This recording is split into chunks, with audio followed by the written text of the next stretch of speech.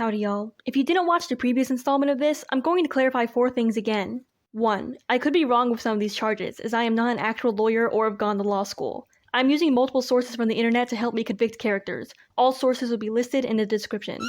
I also have my bird helping me convict characters today.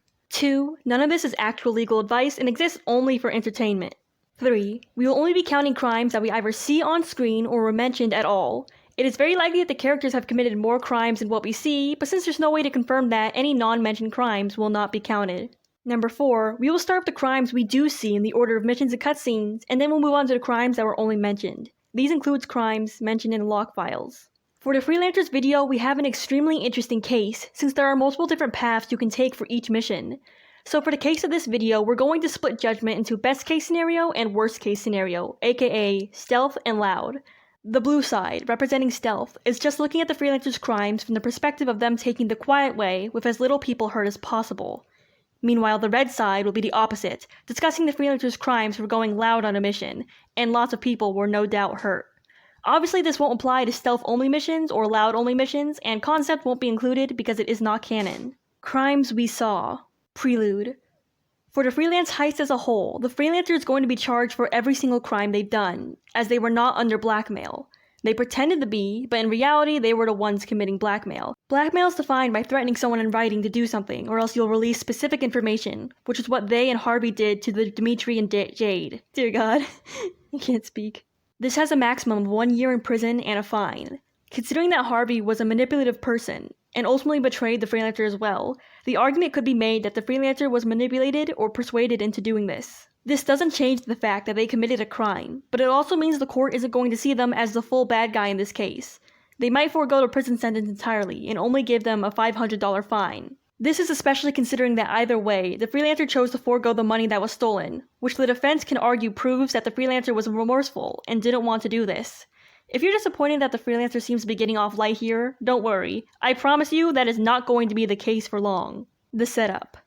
During the setup, the freelancer commits armed robbery, breaking inside to get into the building they had no authorization going into, and emptying the contents of the safe. They would get 20 years and have to pay $1,500,000 in fines. Even though this is the freelancer's very first offense, sympathy only goes so far when a crime is severe.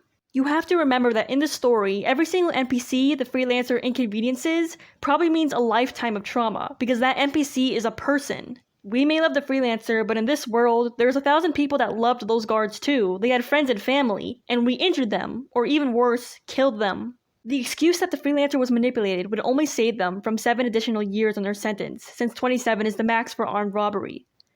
As for the trucks, the exact name and punishment for doing something like hiding trackers on trucks varies depending on the state. This crime took place in Arizona. Arizona would call an act like this stalking, so the freelancer would also receive a stalking charge. This means the maximum of 1 year in county jail and $1,000 in fines, since the ones driving the truck did ultimately end up dead because of the stalking.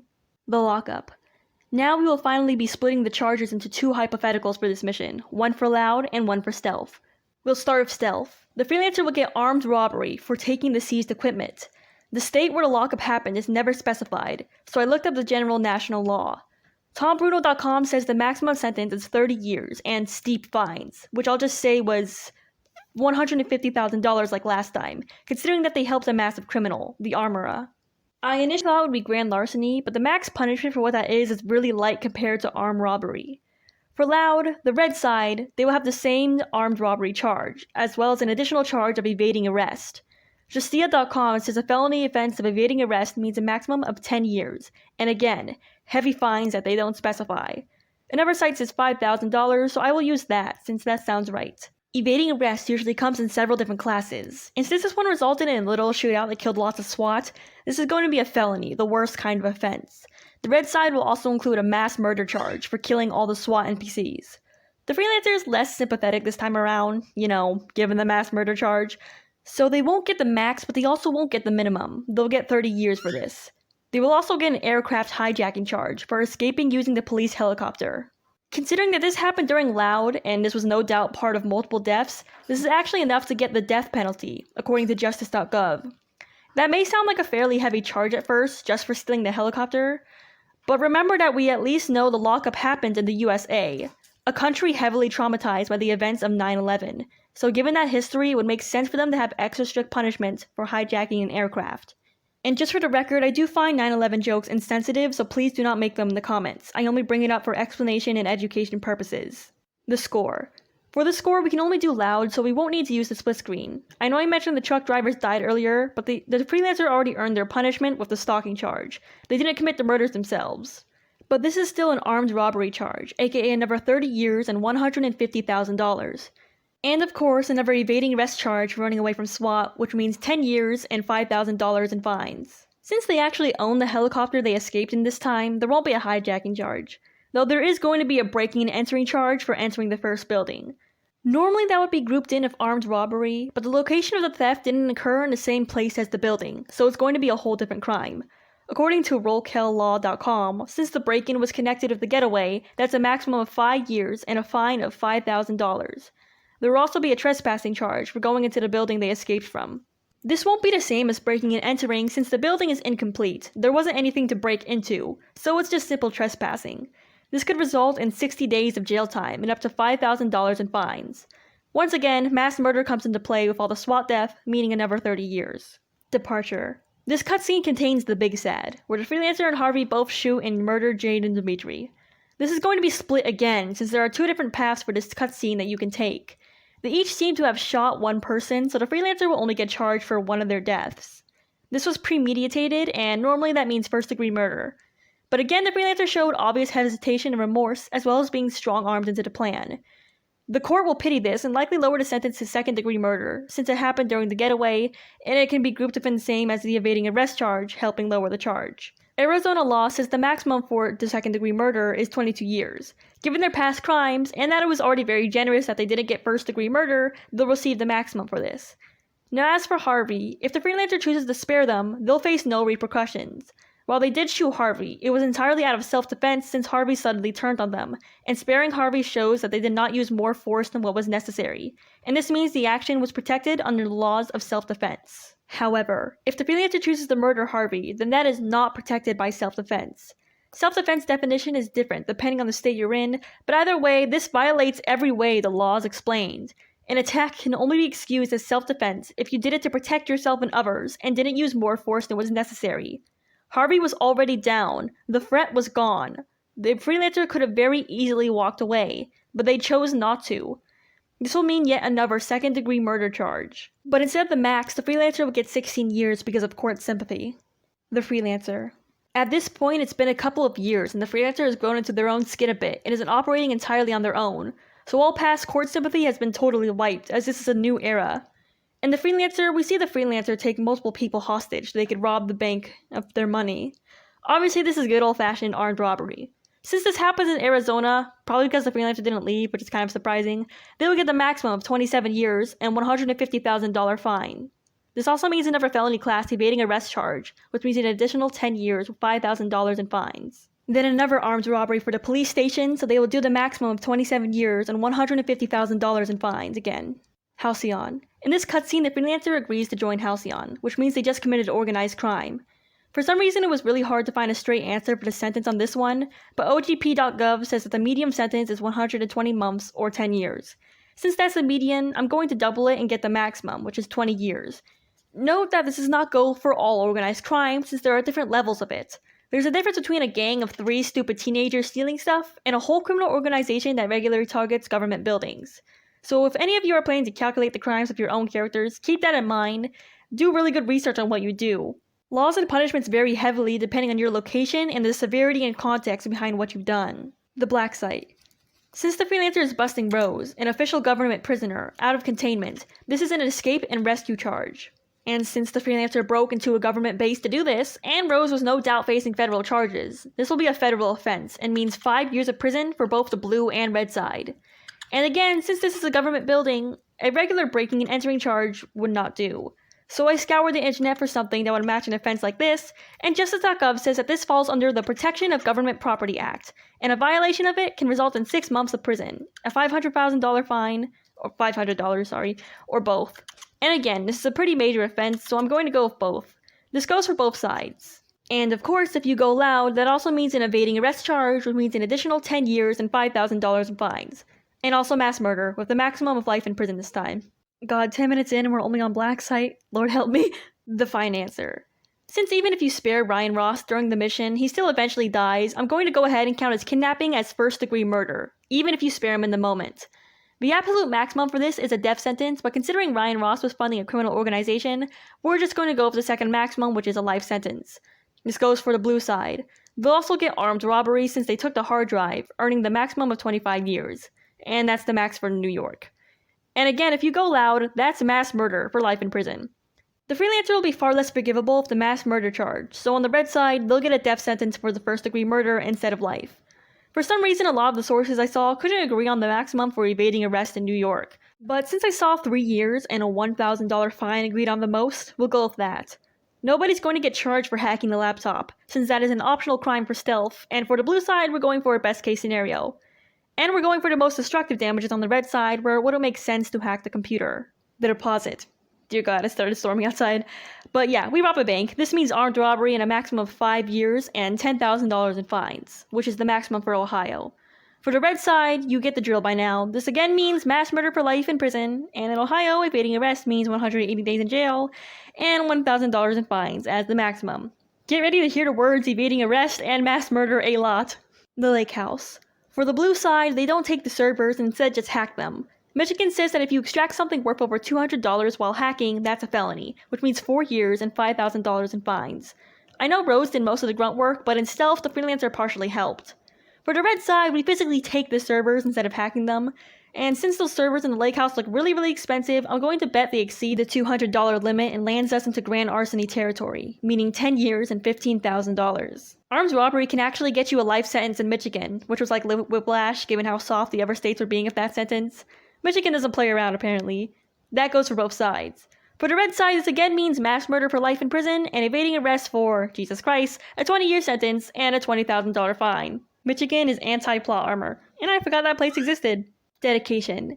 Some of you might be wondering what the Freelancer would get charged for here, considering that all they did was get shot. But remember that they were initially burying a body, which is going to raise some eyebrows from the law. Alright, so this one is kind of hard. There was no actual body that was being buried, but the Freelancer believed there was. So does this count for some kind of crime? I can't find many good official sources to go off of. The closest thing I can find is someone on Reddit claiming that if someone was committing a crime they wouldn't have otherwise done, if another person didn't tempt them to do it, then they can't get arrested for anything. But this is an unreliable source and doesn't fully fit the situation. Since there is a lack of information, I'm just going to use common sense and say, if there was no actual crime here, then the Freelancer did nothing wrong. But since the Freelancer joined a different criminal organization, that's still going to be another organized crime charge for 20 years max. You thought you were safe, didn't you? Chat, but they thought they were safe. What do you have to say about that? Don't eat the mic! The Withdrawal. Again, armed robbery, and in California that means 5 years. In some cases, you can also get the car that's used as a getaway impounded. So, I'll add that as well.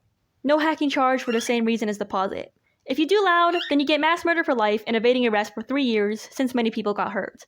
This will also mean grand larceny for both sides, since all that money we stole looks like it's worth a lot more than the limit, and the maximum for that is 3 years in prison. The Scientist.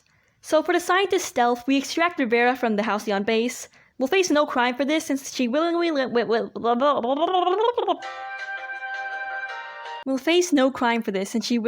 us without any threatening involved.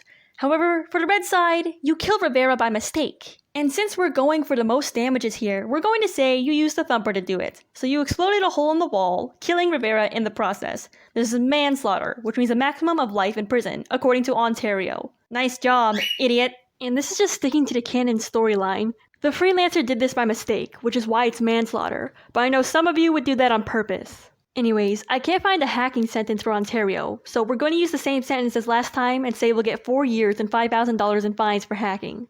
That only goes for the red side since the Freelancer isn't involved in the hacking process during stealth.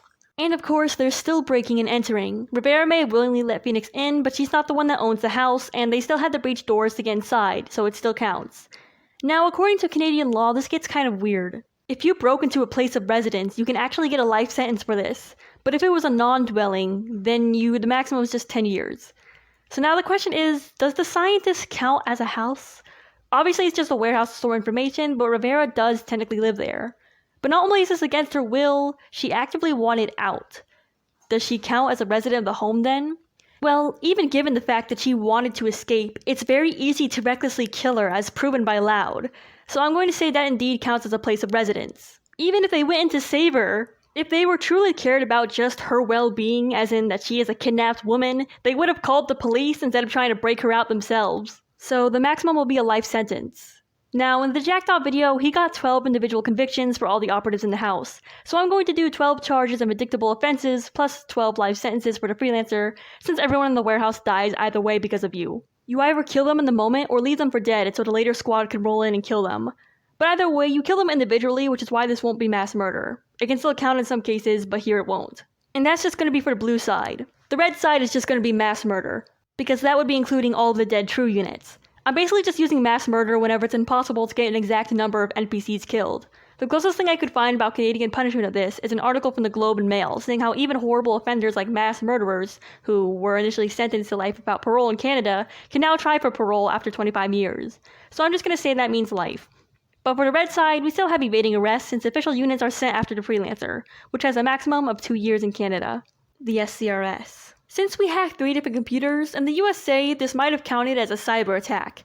But once again, I can't find anything on hacking laws for Canada. So we're just gonna say 3 charges for hacking and triple the last sentence as a result, meaning 12 years and $15,000 in fines.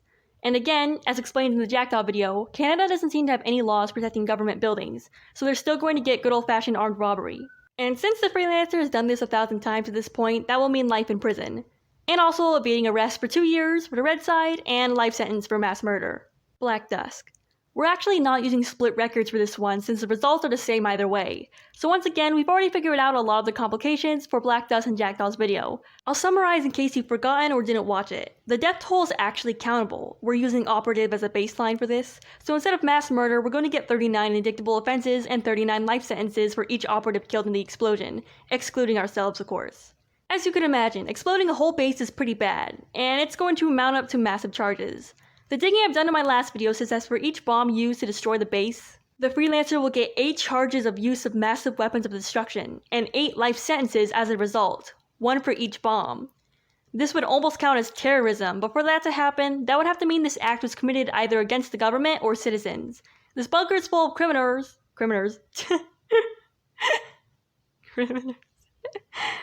The bunker is full of criminals, and while the bunker was government-owned, the attack was directly against Halcyon, not Canada. So the Freelancer just barely gets away without being labeled as a terrorist. The auction. This again happens in California, so armed robbery for 5 years. We will also get hacking for the auctioneer's laptop, which we need in order to find the passcode. That will result in 3 years and $10,000 in fines. That's the maximum for California. We're also facing grand larceny yet again for the stolen gem, so that's an additional 3-year sentence. The Gala. So since everything in the Gala was a simulation, and somehow no matter who you shoot or beat up with your gun, it doesn't count as an actual death. Yes, that bullet I put in their head is totally fake. Totally just for the simulation, it will be fine.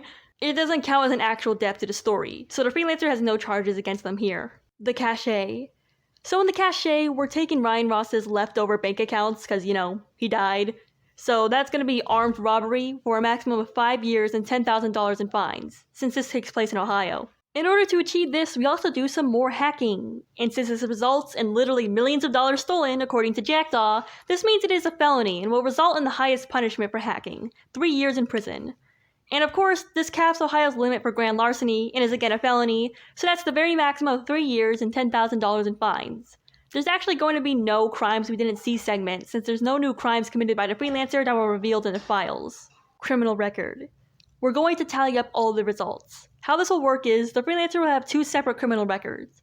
One for the blue side, including the missions that didn't need a split calculation like the setup and others, and one for the red side that will also include missions that didn't need split calculations. We'll start with the blue criminal record.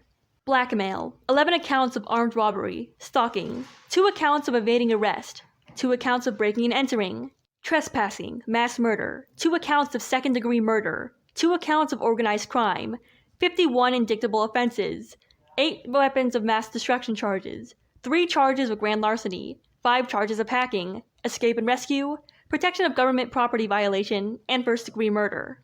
And the red side's criminal record is blackmail, 13 accounts of armed robbery, stalking, 10 accounts of evading arrest, 2 accounts of breaking and entering, trespassing, 9 accounts of mass murder, 2 accounts of second-degree murder, 2 accounts of organized crime, 39 accounts of indictable offenses, 8 accounts of weapons of mass destruction charges, 4 accounts of grand larceny, 5 accounts of hacking, aircraft jacking, escape and rescue, protection of government property violation, first-degree murder, and manslaughter. Sentence.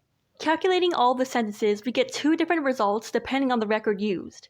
The blue side means a sentence of 63 life sentences, 340 years, 6 months, and 60 days of prison, $817,000 in fines, and 1 impounded car. And the red side sentences, 2 death sentences, 58 life sentences, 434 years, 6 months, and 240 days of prison, $854,000 in fines, and 1 impounded car. Criminal ranking. Now that we have completed all the sentences, and now we have multiple law point videos out, we're going to be ranking which criminal is the absolute worst, who got the worst criminal record and sentence for their crimes. Where does the Freelancer stand against Jackdaw's criminal record? I recommend going to watch Jackdaw's video first before you look at this if you haven't already, since I'm about to reveal his sentence. I'm going to split the Freelancer into 2 different spots. One for stealth, the blue side's record, and then for loud, the red side's record. While the stealth Freelancer has more life sentences, the loud Freelancer has more in everything else, minus the car. They're equal when it comes to impounding cars. They have more fines to pay, more years in prison, and they have death sentences. So because of this, the loud Freelancer will be placed above the stealth Freelancer for having the worst criminal record. And now, comparing Jackdaw's record to these 2, he is going to place above both of them. While they both beat Jackdaw in fines he has to pay, he completely knocks them out of the park with absolutely everything else. This is largely thanks to his hidden crimes revealed in the block files. Except for the car. He doesn't have an impounded car. So far, Jackdaw's the top most reigning destructive criminal. I highly doubt anyone else is going to manage to overtake him, but we'll just have to see. Since if there's one thing I've learned about researching these videos, it's that the law is very surprising. Also, it's very important to note that regional laws make a very large difference of characters. While the Freelancer primarily remained in the USA, only occasionally roaming to Canada, a lot of Jackdaw's crimes took place in other countries entirely, who have wildly different laws and punishments. It's possible that if Jackdaw had also remained mostly in the USA, the Freelancer would have been way worse than him. My point is, Jackdaw's only the worst criminal from a legal standpoint. From a moral standpoint, I think he's the worst in that regard too, but maybe y'all would argue that someone else deserves that spot. Let me know what you think when you type your comment. And I'm just so glad this is over. Those calculations were painful. See y'all.